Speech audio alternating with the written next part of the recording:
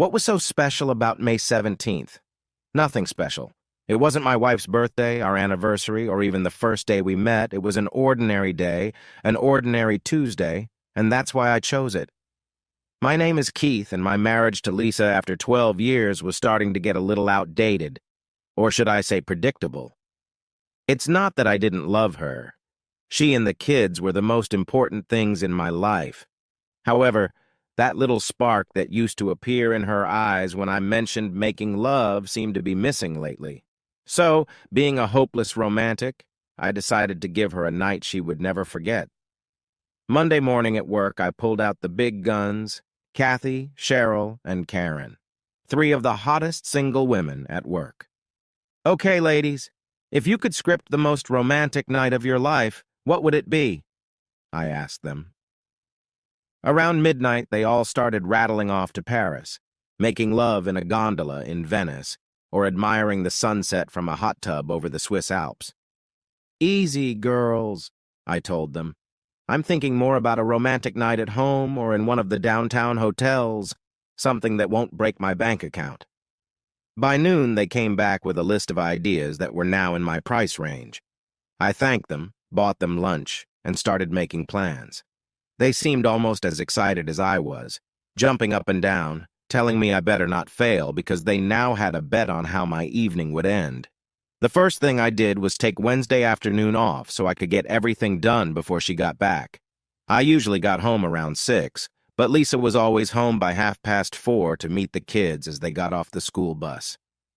Tuesday night, I told Lisa that my parents wanted to take the kids to dinner and a show on Wednesday, so they probably wouldn't get home until 8 o'clock that evening. The kids got even more excited when I told them that I had a surprise for their mom and that they would indeed be spending the night with their grandparents. My parents have always been terrible at spoiling them. I left work on Wednesday around 11:30 with my safe list in hand. Let's see, free time, kids at mom's. A trip to the store followed. Let's see, a sweet card, tons of good chocolate, and her favorite wine. The girls gave me a full list of everything that needed to be done, right down to the lighting and mood music. The florist looked at me strangely when I asked her for 2 pounds of rose petals, that is, until I told her what I was going to do with them. You must really love your wife to go to all this trouble for her, she said when I left the red rose petals in my hand. I finally made a reservation for 8 at Lisa's favorite steakhouse. I figured we'd need some food by 8, and if we decided to cancel dinner, I'd make sure we had steaks in the fridge to grill on the patio. Things were finally starting to come together. I came home, stashed the car behind the house, and brought everything into the kitchen. Let's see, 2:30, that gives me an hour to get everything ready, I said to myself. Over the next hour, I froze wine in the freezer, made a huge heart on the bed with rose petals, and, taking pieces of chocolate, wrote the words, "I love you," in the center. I filled a garden tub with water and sprinkled the remaining rose petals on top of the bubbling water. On my side of the bed, I put wine in an ice bucket, and on her night table, I placed a card next to the reading lamp. I dimmed the overhead light, opened a bottle of wine, and poured 2 glasses. I set our portable CD player on the dresser and decided I would turn it on after she entered the bedroom. The last thing I did was shower, shave, and strip naked. At exactly 3:25, I heard her car pull up. I was more than ready. I closed the bedroom door, stood at the foot of the bed naked, holding 2 glasses of wine, and waited for her to come upstairs. I heard muffled laughter and what sounded like a pack of horses coming up the stairs as they burst through the bedroom door. Yes, I said them. Lisa and her boss, Rick. Do you know how long 4:75 seconds lasts? It's like one huge sigh when your eyes meet hers, or 3 heartbreaking beats, but enough time to kill the romantic mood and destroy a marriage. It took Lisa's brain 5 seconds to determine that something had changed when she ran into our bedroom. Her shirt was unbuttoned and her bra was already off. Her brain then sent a pulse to her voice box that took approximately 20 seconds for her to utter the words, "Oh my God," and finally 25 seconds to realize she was fucked, so to speak. If it wasn't a world record for destroying a marriage, it had to be at least second. Rick, seeing what was happening, turned around and ran to the front door. He was gone in less than 45 seconds. I, on the other hand, watched as Lisa started to cry and fell to her knees. I pour the contents of both glasses on the bed, walk over to the closet, and start getting dressed, all the while listening to Lisa tell me how sorry she was and how much she loved me. It took me about 5 minutes to get dressed and tell her that it was in her best interest for her to leave before I got back. I went downstairs, got in my car, and drove to the nearest establishment where I could get a drink. So there I sat at Tony's, finishing my 4th mug of beer, wondering what my next move would be. At 6:30, I returned to my now quiet and empty house. The front door was unlocked, and Lisa's car was nowhere to be found. After a quick pee downstairs, I headed for our bedroom. Everything was pretty much the same as when I left. The garden tub was running, the wine, the card, the chocolates were there, untouched.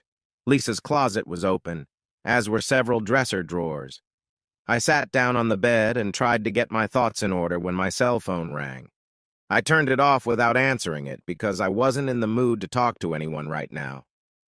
I know I should replace the mattress in the guest room, I said to myself when I woke up the next morning. I showered, shaved, and headed to work, but I looked more like a zombie on the way to my office. "So, how'd it go?" all 3 girls screamed as they ran into my office. "From the looks of you, it must have been a hell of a night," Karen giggled, elbowing the other 2. "Oh, it was," I replied, telling them the short version of last night. "Bitch," Katie said a little too loudly. "What are you going to do?" Cheryl asked. "Survive and take care of my kids," I muttered. "So if you don't mind, please keep quiet about this. I don't want to be the laughing stock of the whole office," I told them. They left, telling me how sorry they were and that if I needed someone to talk to, they were always there for me. I thanked them and closed the office door. Bank accounts, credit cards, life insurance policies, 401ks, they were all closed or changed by 9:30 a.m. I then called my parents and told them that Lisa and I were having some problems and asked if they could keep the kids until the weekend. They were saddened to hear this and were more than happy to watch the kids. Checking my cell phone, I found 20 messages from Lisa. I threw them all away. The lawyer gave me the name of a good lawyer at a reasonable price, if possible, and I made an appointment for Friday morning. You never truly know how screwed up you are until you spend 2 hours with a divorce lawyer, until he or she lays out your options, or lack thereof. It was your word against hers. Lisa and Rick hadn't done anything yet when you caught them, and you can't kick her out of the house because it was her house, too. You know what really pissed me off was that she would probably get custody of the kids, the house, and at least 40% of what I earned after taxes. I was fucked and not even kissed. He suggested marriage counseling, or at least a 90-day cooling-off period before I did anything. "Look, Keith, no matter what you do, you're going to be paying alimony for the next 8 years at least, plus house payments. The only thing you can do is bide your time and try to minimize your losses. Look, if it were me, I'd move into a spare bedroom and make home life as easy as possible for your kids," he suggested. I left early and moved all my junk into the spare bedroom. I bought a new mattress and tossed the old one to the curb. I never returned Lisa's calls, but I knew she was likely to show up at the house sooner or later, so I made sure to be ready for her. I picked up the kids on Friday on my way home from work and took them to a pizza place. They told me what a great time they had, but were excited to get home. Lisa finally showed up at about 8:30 that evening.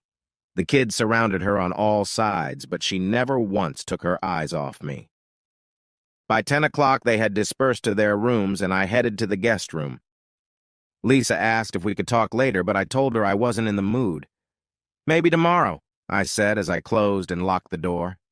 I heard a muffled scream as she looked around what used to be our bedroom. I heard sheets being pulled off the bed and other sounds as I imagined her trying to clean up the room. Saturday morning, I noticed a card, rose petals, and chocolates in the trash can, along with an empty bottle of wine. The kids had breakfast and went about their usual Saturday business, friends and soccer.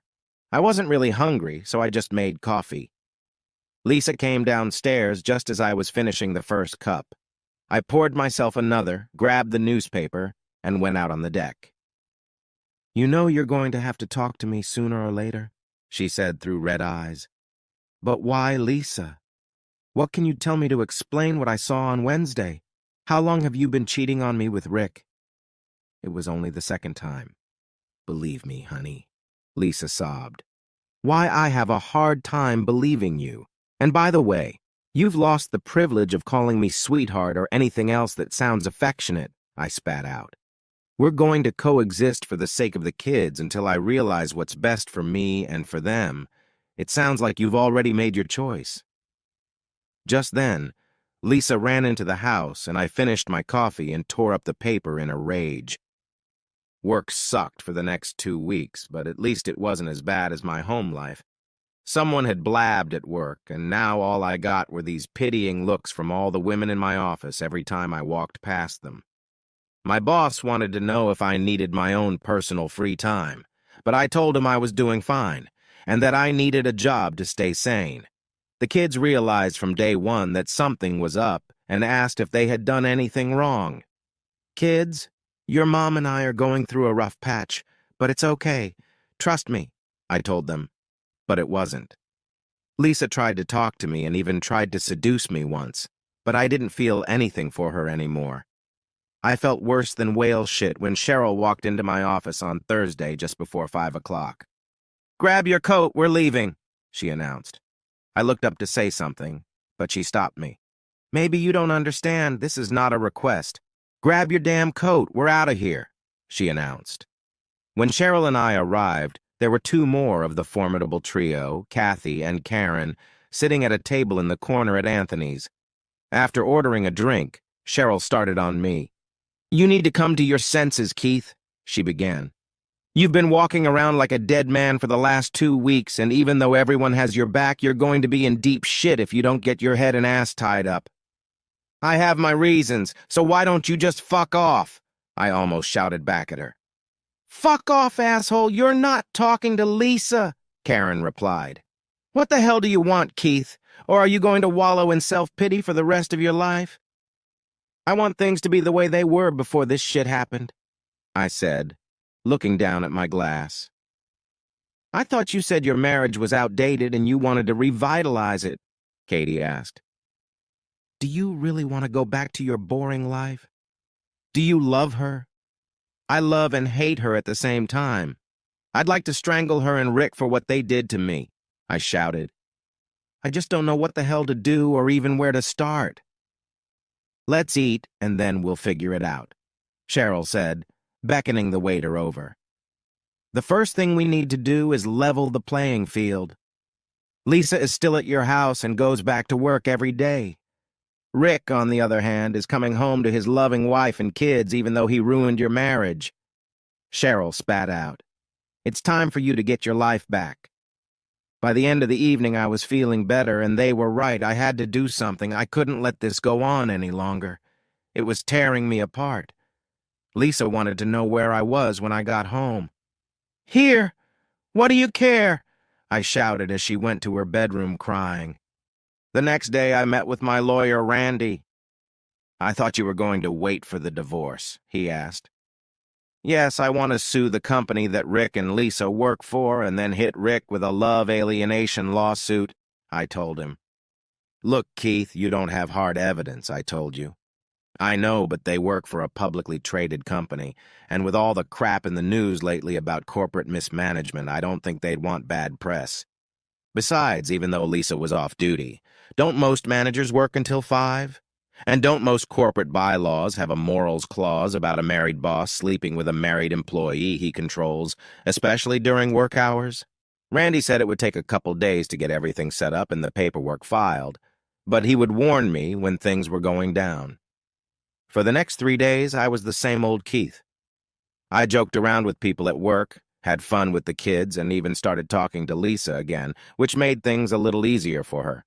On Thursday, Randy called and said their company had been serviced, but I asked him to hold off on Rick's paperwork until we got their company settled. By the following Tuesday, Randy and I were sitting in a conference room across from the CEO and his manager. "We've reviewed the paperwork, and it looks like you forgot to include any documentation of the alleged incident," the manager began. He then said something about frivolous lawsuits and was quite surprised when I stood up and headed for the exit. "I guess I'll see you in court then," I said, rising from my chair. "You know, we're going to take statements from everyone in the office," I said calmly. "How many of them do you think knew what was going on? All I have to do is find one or two," I told them. "And how many managers do you think will defend Rick when their asses are on the line? Good luck, gentlemen," I said as I walked out with Randy. Wednesday, I was sitting at my desk when Randy called. "They want to settle, or as they put it, what it takes to make this mess go away," he told me. "Well, I've requested $250,000, attorney's fees, and that they both be transferred to other state offices. That should cover everything," I told him. "Tell them the offer is good until noon Thursday, and then we'll move on." In the afternoon, I got another call from Randy. "They've agreed to the fees and transfers, but they're offering $150,000, he told me. "Randy, stop haggling. Tell them the price now is $300,000. And if they come back with another counteroffer, the price will go up to $400,000. Maybe that will end it all." Thursday at 3:30, Randy called to say that my offer had been accepted and that he would have the forms to me for signature by 5 o'clock. True to his word, at 4:30, a package was delivered to my office. The man said he was expected, the receptionist informed me. After reviewing the papers and the enclosed receipt, I signed the papers and handed them over. "If anyone is looking for me, I'm gone for the day," I told her as I left the office. In the car on the way home, I made a quick call to Randy. "Serve Rick tonight and do it at his house." I was over the moon. By tomorrow, I would have a pound of flesh and I could move on with my life. "Okay, everyone, grab your coats because we're going out to dinner tonight," I said as I walked through the door. Lisa looked at me and didn't move as I continued. "Come on, Lisa, you too." A wide smile appeared on her face as she ran to get her coat. Over dinner, we talked and laughed as we had done for the past 12 years. Life was good again. Almost good. When we got home, everyone thanked me for a great night and went to their rooms. Lisa came close, kissed me on the cheek, and thanked me for the evening. "It meant a lot to me tonight," she said. I told her we were going to have a nice long talk tomorrow night, so she should get some sleep. "You son of a bitch!" Lisa yelled as she walked through the door. "You knew last night what was going to happen tonight, didn't you?" "Not exactly Lisa, but pretty close," I replied. "Where's that job you were offered?" I inquired. "Tenet, New Jersey, wherever the hell that is. It seems that my services were no longer needed here, and that it was either New Jersey or I was out of a job," she explained. "I told them there was no way they were going to move me there, and then they handed me severance pay and gave me 20 minutes to clean my desk," she sobbed. "I gave them 8 years, and in 20 minutes I was out the door," she said, sitting on a kitchen chair and sobbing. "Where is your buddy Rick being transferred to?" I asked. "Flint, Michigan," she said, staring at the floor. "The armpit of the Northeast. It wouldn't have happened to a nicer guy," I said, grinning from ear to ear. "Well, Lisa, this is how the next phase is going to go," I said, pulling my chair over. "If you want to be a part of this family, here are the conditions. First of all, you have to get tested for STDs and bring me a health certificate. Then you'll take a polygraph test, and to help you, I'll even ask all the questions beforehand," I said, holding out a paper across the table. "As you can see, they start out very easy but get progressively harder down the list." By the time she got to the last group, she started crying. "Am I the biological father of my 2 children? Why was she cheating? When we had sex the last couple months, who were you thinking about, Rick or me? How often have you lied to me in the last couple months? How many affairs have you had? Do you still love me?"